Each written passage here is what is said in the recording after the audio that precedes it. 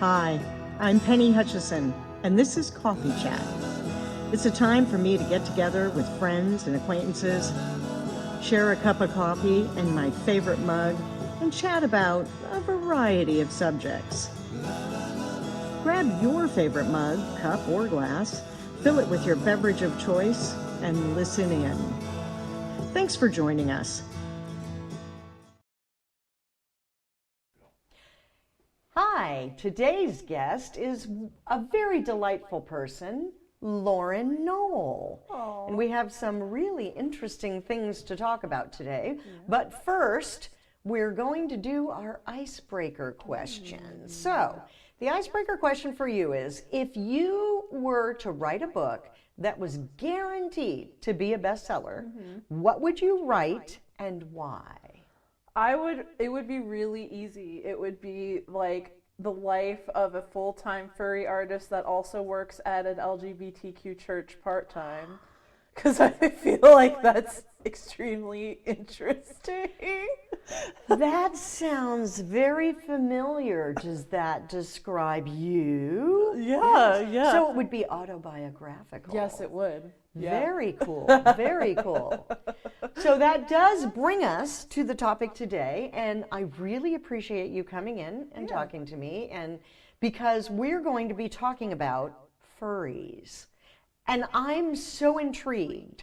Now, I have to tell you, I watched what is probably an infamous episode of CSI, yep. which portrayed furries in a certain light. Yes, I don't know whether that light is completely inaccurate, but since then, I have discovered that it's definitely not fully accurate. No. Yeah. So, I ended up watching the Lisa Ling thing or whatever on furries. Yeah, she did do that. And I was really touched by how this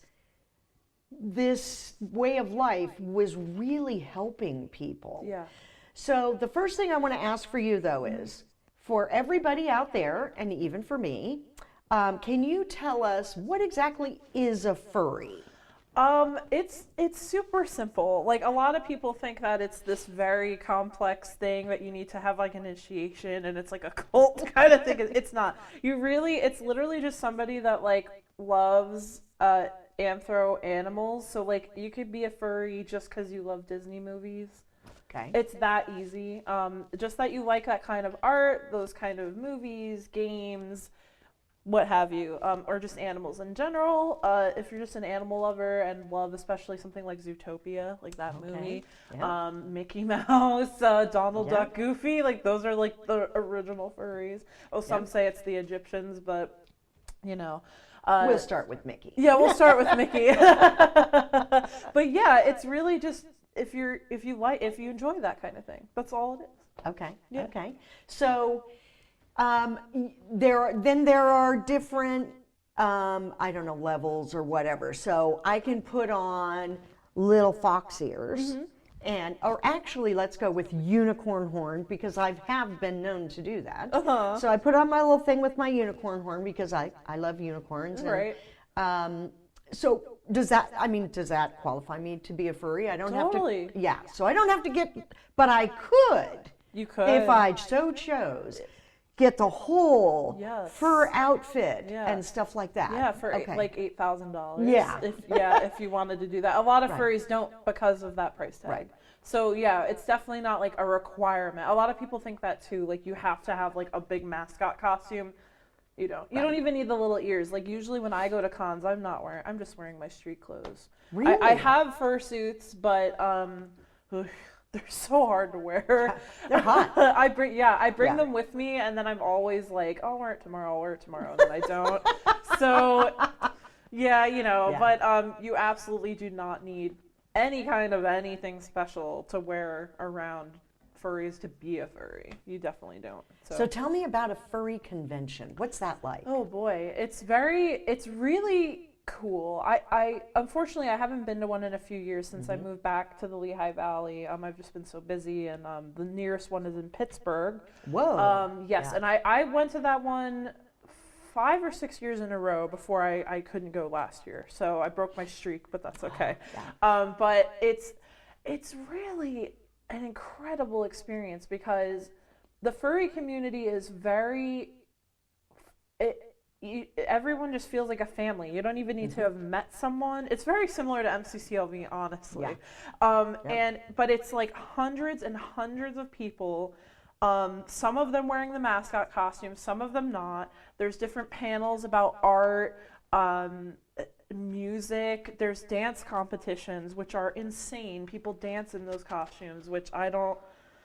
Do they have paramedics waiting to see if people get heat stroke? At the bigger cons, yes. And there's also something called a headless lounge where the fursuiters can go and take off their heads in private, because not a lot of people, some people want their identities. They don't want their identity associated with that or, anything like that. So there are areas like that around the con, especially bigger cons will have like 5 scattered around and like first aid people and paramedics and stuff. But yeah, it's just like this overwhelming sense of family and community, and it's so fun. Every night there's a big rave. Like at any of the cons, there's always like a furry rave all the time. It's just, and it's also a great place to spend money because they have instead of like a dealer's room, they usually call it the dealer's den, and the one in Pittsburgh, it's like the size of like a football field, with vendors, and I always go crazy when I go and buy like so much stuff, and it's always just artists or small businesses. Sometimes it's bigger businesses like that, have like a really big presence online or something, and I still buy from them, but like it's really cool to go and support like fellow artists and people in the community. So so I mean, now I've been to a Star Trek convention. I admit, I'm actually proud of that. I'm not ashamed to go to a Star Trek convention. No, that's awesome. I'd love to go to a comic convention sometime. That would be very cool. Those are fun. It's very different from a furry con though. There's like no sense of community and family because you're kind of with your group who you're going with. And that's kind of it. But at a furry con, everybody's eager to meet everybody and hug everybody. So even if you went alone, you wouldn't really feel alone. But at Comic-Con or something like that, it doesn't feel the same. You're more observing people's costumes than connecting with them. That's fascinating. Yes, yeah, definitely. I mean, at least for me, I know a few other people that feel that way, that it's just not as... I don't want to say not as friendly, because a lot of cosplayers at Comic-Cons are very friendly, especially if you respect them and approach them in a nice way and you're not just like creepy about it. But there's just something missing, like a sense of community, I guess. Because people at Comic-Cons might be there for different reasons. Like I'm here because I love, I don't know, Doctor Who, but like this guy over here might have never seen Doctor Who. But with furries, everyone has one thing in common, at least one thing in common. And usually you end up having multiple things in common because furries, for some reason, I'm sure there's data out there somewhere, all like similar or the same things.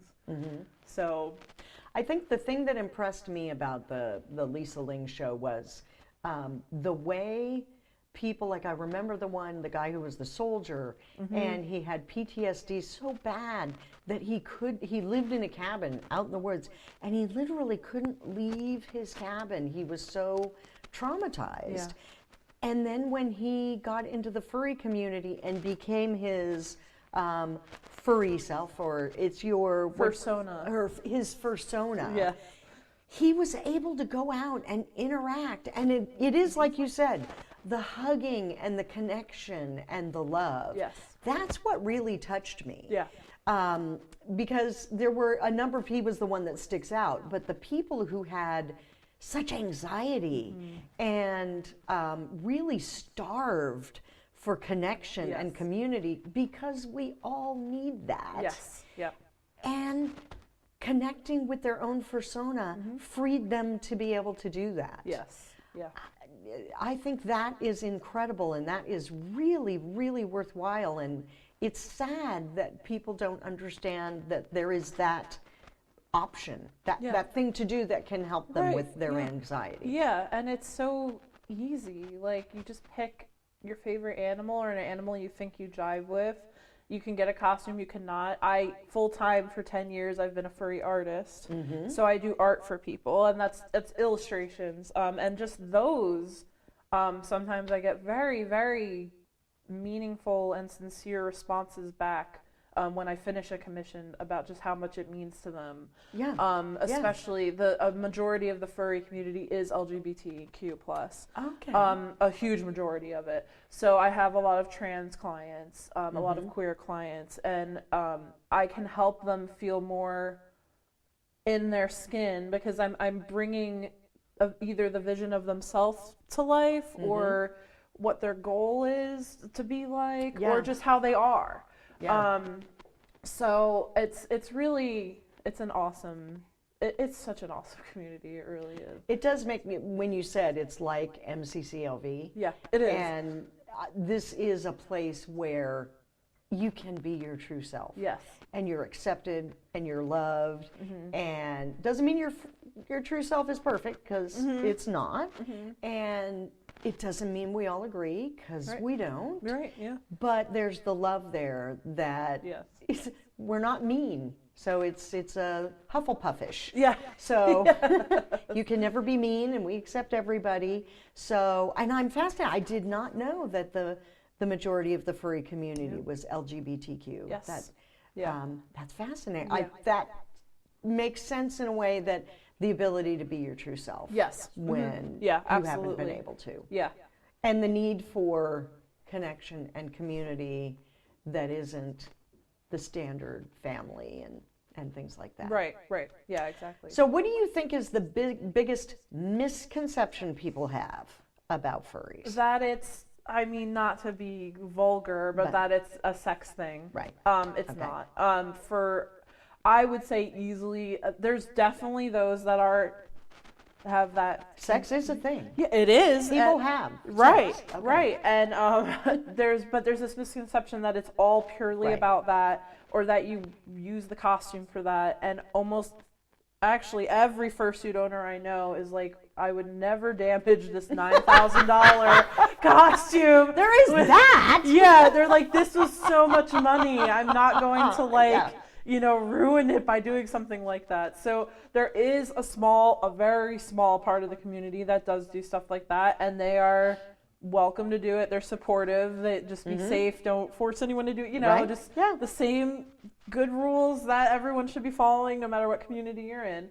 But that is by far the biggest misconception, is that it's a sex thing. Yeah, and that's such a shame. Does that really come from that CSI? A lot of times, yeah. They're like, well, I saw the CSI episode, and I'm like, okay, because everything you see on TV is real. Right. Yeah. So that's definitely the biggest misconception. Or recently in 2019, it was like even worse. It was just like a lot of sex-related perverted things that just it's not about that. So we're here to get the news out that that's not what this is about. Right. Okay, Yeah. Good. Yeah. Good. It's about Mickey Mouse and Pooh Bear. I could be Pooh Bear. My fursona might be Pooh Bear, because I appreciate many things about Winnie. So what is your fursona? Tell me about your fursona. Oh, she's a cow. And she went through a lot of changes over the years. I think I started out as a shark, because I was super into sharks, and but I didn't fit a shark, so then I switched to like a fluffy dragon, and then I went to I don't even remember, because it's been like a decade. Then I was a hyena, because sometimes I laugh really loud, and I thought that was funny. And then I made her a hybrid. That's a very popular thing in the furry community, is to mix two animals that normally wouldn't be together. So then I was a hyena cow. And she was just a cute little hyena with like cow horns and like a cow tail. She was cute. And then I was like, you know what? I'm honestly just a full cow. Like, every sense of it. Because cows are cool. Cows are awesome. They give us cheese, which is like maybe the best thing on earth.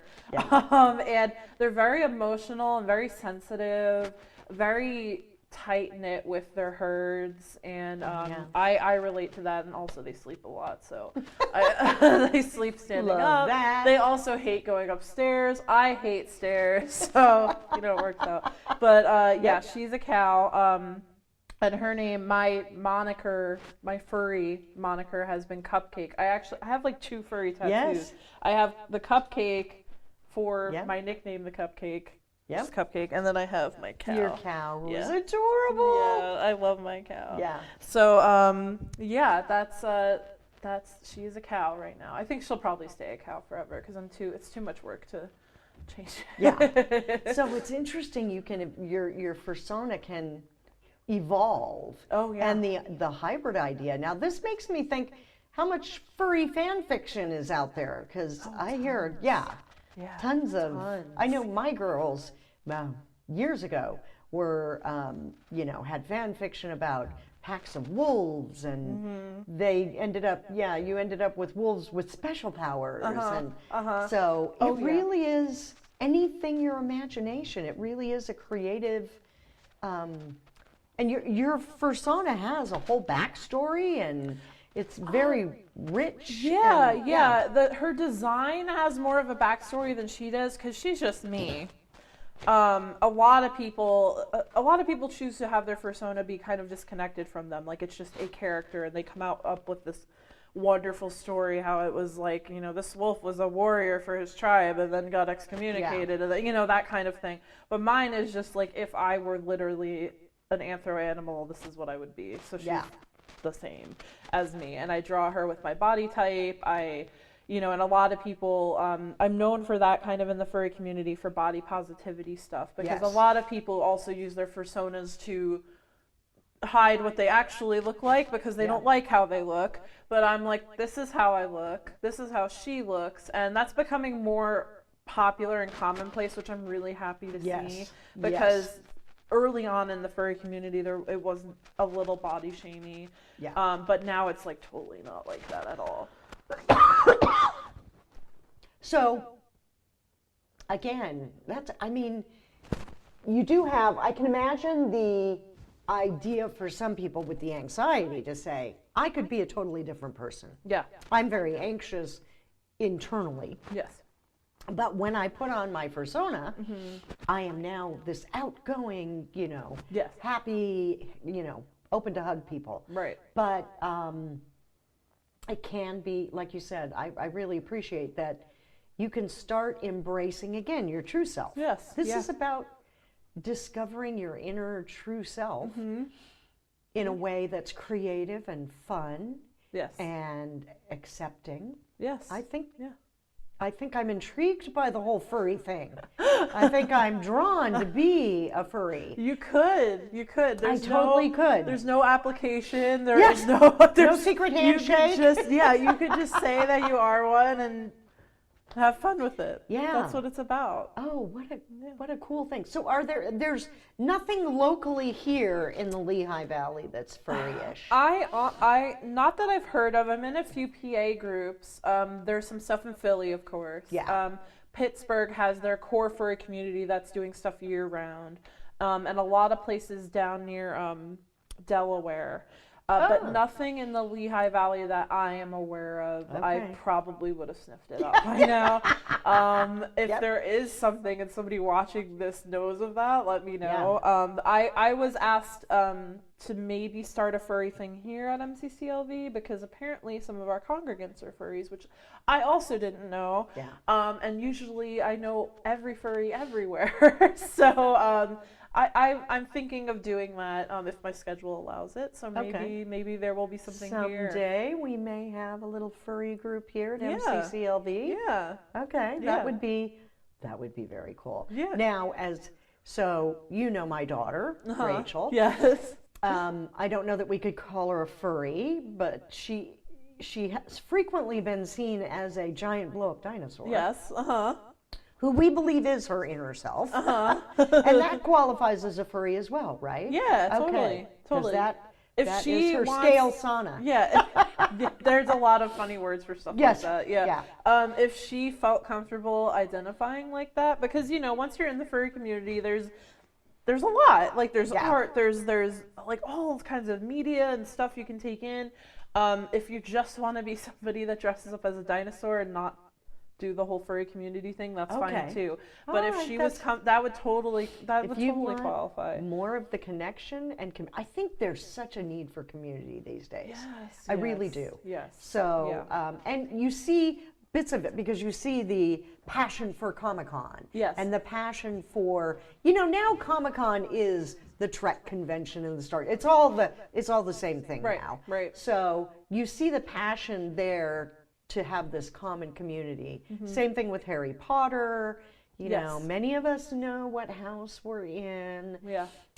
So I think it's good to get the word out that the furry community is something that you don't have to be ashamed of. Yes, absolutely. And let everybody know Yeah. it's not all about sex. Absolutely. It's about love and acceptance Yeah. and being your true inner self. Yeah. Even if that's a unicorn. Yes. Or Winnie the Pooh. Yes. Yeah. Okay.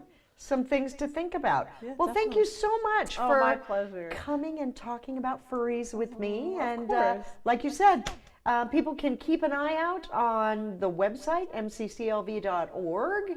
And someday maybe we'll have a furry group right here at MCCLV. Yes. Thank you.